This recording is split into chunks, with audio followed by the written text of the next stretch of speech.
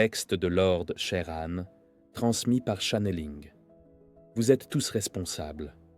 Et amis de Gaïa, je suis de retour auprès de vous afin d'aborder un sujet qui a toute son importance à mes yeux. Oui, nous allons parler de votre énergie et de comment vous l'utilisez. En fait, utiliser son énergie veut bien dire que vous êtes le seul décideur et seul maître de vous-même. Ce qui revient à dire aussi que vous êtes responsable de ce que vous en faites, car cette dernière continue à vivre en dehors de vous-même. Je m'explique. Lorsque vous êtes en parfaite adéquation avec vous-même, rien n'a de prise sur vous. Et surtout, vous baignez dans un état neutre de bienveillance, et là, vous brillez de mille feux en attirant à vous les âmes qui ont besoin d'aide, et vous pouvez vous montrer de bons conseils envers eux. Si votre énergie n'est pas en résonance avec ce que vous devriez être là, beaucoup de tensions se font sentir autour de vous, mais en vous. Et là, les journées sont interminables et épuisantes.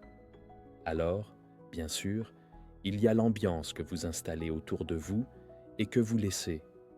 Et nous en arrivons à dire que vous créez vous-même une bonne partie de votre déroute et imaginez l'addition qui se fait si vous êtes plusieurs dans ce cas.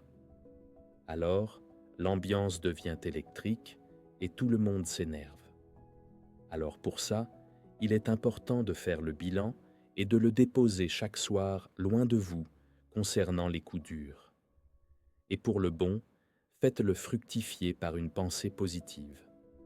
Il y a aussi, dans l'invisible, les empêcheurs de tourner rond que vous ne voyez pas et qui vous glissent quelques mots assassins afin de vous faire perdre pied dans l'heure qui suit, et là encore, je vous rappelle que le maître à bord, c'est vous.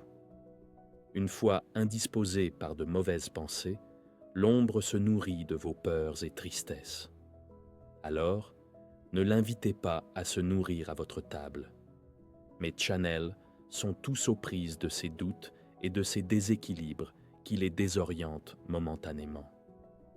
Grâce à leur vigilance, ils mettent en place leur protocole de protection lorsque cela ne va pas.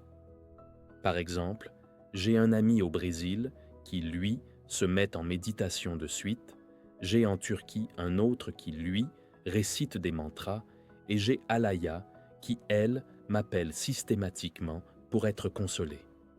Alaya me signifie d'arrêter de parler des channels comme sujet d'étude, et ça me fait rire comme toujours, car j'aime tous mes channels comme mes enfants, et je les connais tous, si bien que leur réaction reste prévisible.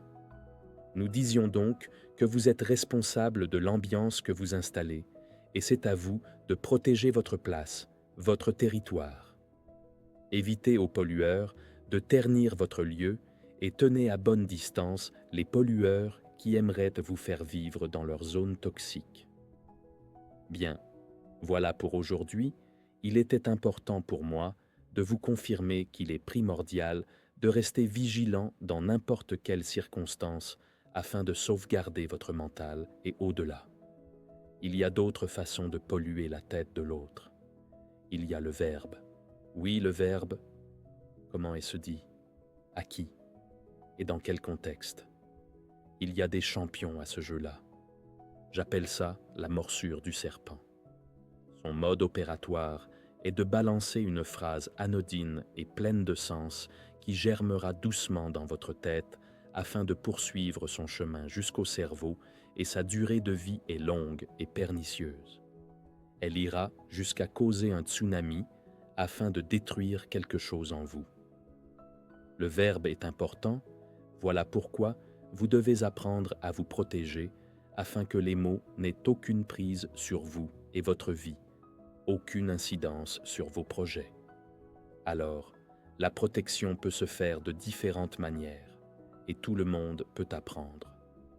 Mes channels ont appris et sont toujours en train d'apprendre à faire face aux dangers potentiels que peuvent provoquer les malpensants avec leurs verbes. Il y a aussi la pensée sourde, celle que l'on n'entend pas, mais tout aussi dangereuse. Alors, là encore, il faut apprendre à s'en protéger en tout temps, par la destruction massive des ondes négatives que l'on vous envoie régulièrement. Tout ça s'apprend auprès des meilleurs soignants, chamans, druides, géobiologues et enseignants de la flamme violette et rayons sacrés. Je remercie tous mes channels de se trouver à ma disposition alors que cela devrait être le contraire. Je vous salue tous et vous bénis tous mes amis de Gaïa. Merci de votre écoute et à bientôt.